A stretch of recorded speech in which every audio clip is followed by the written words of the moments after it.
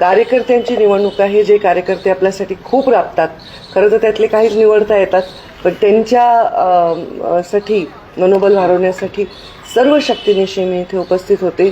खूप प्रोटेक्टेड जीवन जगलो. आमचे वडील जीवित असेपर्यंत त्यांनी आमच्यावर कुठल्याही अभद्र गोष्टी आमच्या कानावर येऊ दिल्या नाही आणि ते गेल्यानंतर एक धाक मी निर्माण केला आहे.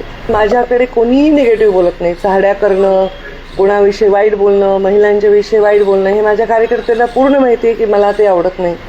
12 दिवस नाही, मी जवळपास 2-2.5 महिने या निवडणुकीचं प्लॅनिंग करते. मुंबईला बैठका घेतल्या, त्याच्यानंतर प्रत्येक जिथे जिथे नगरपालिकेच्या निवडणुका आहेत तिथे आमची एक टीम पाठवून तिथून उमेदवारांची यादी घेतली, योग्य सर्वेक्षण केले आणि जवळपास मागचे दिवाळीनंतर तर मी एक कॅबिनेटचा दिवस वगळता परळीतच मुक्काम ठोकून आहे आणि पूर्ण जिल्ह्याच्या निवडणुकीकडे मी लक्ष केंद्रित केलेलं आहे. कार्यकर्त्यांची निवडणूक आहे. जे कार्यकर्ते आपल्यासाठी खूप राबतात, खरं तर त्यातले काहीच निवडता येतात, पण त्यांच्या साठी मनोबल वाढवण्यासाठी सर्व शक्तीनिशी मी इथे उपस्थित होते आणि मला पूर्ण विश्वास आहे की जनता आम्हाला साथ देईल आणि मोठ्या शक्तीने आमचा विजय होईल. शांततेत मतदान सुरू आहे ही चांगलीच गोष्ट आहे आणि ते शांततेतच सुरू राहिलं पाहिजे. जनतेला त्यांचा कौल देण्याचा अधिकार आहे. ते डिस्टर्ब करण्याचा जर कोणी प्रयत्न केला तर पोलीस प्रशासनाने त्याच्यावर योग्य ती कारवाई करावी. तुम्ही बहीण भाऊ 13 वर्षानंतर आता एकत्रित एक पॅनल देऊन निवडणूक लढवत आहे. समोर 2 वेगळे पॅनल आहेत. काय तुम्हाला तुम्ही ना मला बहीण भाऊ म्हणणं बंद करा. पहिले आम्ही बहीण भाऊ आहोत, पण आम्ही एक सिरियस लीडर आहोत. ते राष्ट्रवादीचे नेते आहेत आणि मी भाजपची नेता आहे आणि ती आमची युती झाली आहे. अशी युती असंख्य ठिकाणी राज्यामध्ये झाली आहे, तशी आमची झाली. तर आम्ही बहीण भाऊ जरी असलो तर आम्ही केवळ बहीण भाऊ नाही, आम्ही एक राजकीय जीवनात 20-22 वर्ष पूर्णपणे झोकून दिलेले प्रमुख नेते आहोत आपापल्या पक्षाचे. तर आम्ही त्या हिशोबाने इथे एकत्र हिताच्या परळीच्या हितासाठी इथे आम्ही एकत्र पॅनल केलेला आहे. या सगळ्या निवडणुकीमध्ये ज्या प्रचार सभा आहेत त्या प्रचार सभांमध्ये मुख्यमंत्र्यांनी तुम्ही स्टेजवरती असताना एक गंमत झाली. काल तुम्ही जीप चावली, गाणं लागलेलं असताना मुख्यमंत्र्यांचा सत्कार सुरू असताना ते नेमकं काय झालं होतं? तुमचा कौतुकाचं गाणं लागलं आणि तुम्ही माझ्या लक्षात नाही आला तर तुम्ही म्हणला तर मी आठवायचा प्रयत्न करते, कारण माझं रिॲक्शन स्पॉन्टेनियस असेल. मला नाही आठवत कशामुळे वाटतं आपल्याला जीप चावली असेल. पण त्याचा व्हिडिओच आलाय समोर. ते गाणं चालू मुख्यमंत्र्यांचा सत्कार सुरू असताना तुमचं ते मुख्यमंत्र्यांची एंट्री झाली तिथे. ते काय मला तिथे इतकं नैसर्गिक रिॲक्शन होतं की मला आठवत नाही. काही प्लॅन नसतं माझ्या जीवनामध्ये अशा गोष्टी, पण कदाचित चुकीचं गाणं लागलं असेल.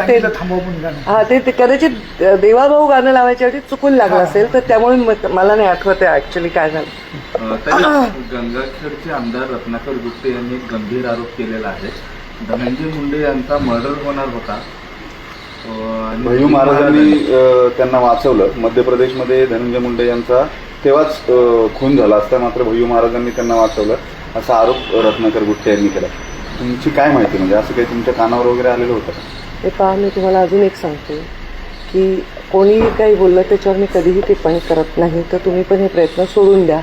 माझी काय माहिती हा प्रश्न विचारलात तर अशा कुठल्याही विभत्स गोष्टीची माहिती माझ्यापर्यंत कधी येत नाही, कारण आम्ही खूप प्रोटेक्टेड जीवन जगलो. आमचे वडील जीवित असेपर्यंत त्यांनी आमच्यावर कुठल्याही अभद्र गोष्टी आमच्या कानावर येऊ दिल्या नाही आणि ते गेल्यानंतर एक धाक मी निर्माण केला आहे.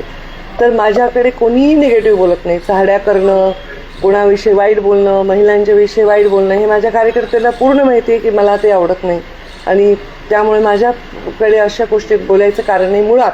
आणि ते विषय कुठल्याही माझ्याशी संबंधित नसल्यामुळे त्याचं उत्तर मी काय देणार? त्याचं उत्तर कधी घटना घडली आहे, काय घडली आहे याविषयी उत्तर धनंजय किंवा रत्नाकर कुठेच देऊ शकतात, मी कसं देऊ शकतो? कालपासून निवडणुकीच्या संदर्भात राज्यातल्या जोरदार आरोप प्रत्यारोप होत आहेत आणि ते सत्तेतल्याच पक्षांकडून एकमेकांवरती केलेले जाताना दिसत आहेत. कोकणामध्ये हे फार पेटलेलं दिसत आहे. काल रात्री पैसे पकडण्याचा प्रकार झाला. निलेश राणेंनी पैसे पकडून दिले, पोलीस स्टेशनला गेले. काल अनेक दिवस झाले मी टीव्हीवर बघते माध्यमात, तर ह्याच्यावर निवडणूक आयोग योग्य ते कारवाई करतील, ह्याच्यावर मी कुठलीही काही टिप्पणी करण्याची आवश्यकता नाही. निवडणूक आयोग सक्षमपणे कारवाई करतील.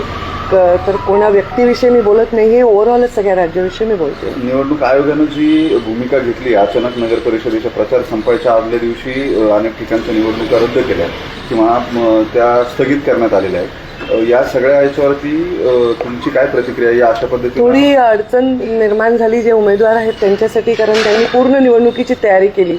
आदल्या दिवशी निवडणूक रद्द झाल्यामुळे त्यांना अडचण झाली, पण शेवटी आपल्या व्यवस्थेमध्ये निवडणूक आयोगाचं एक महत्त्वाचं स्थान आहे आणि त्यांनी जो निर्णय घेतला आहे तो स्वीकारणं हे अपरिहार्य आहे.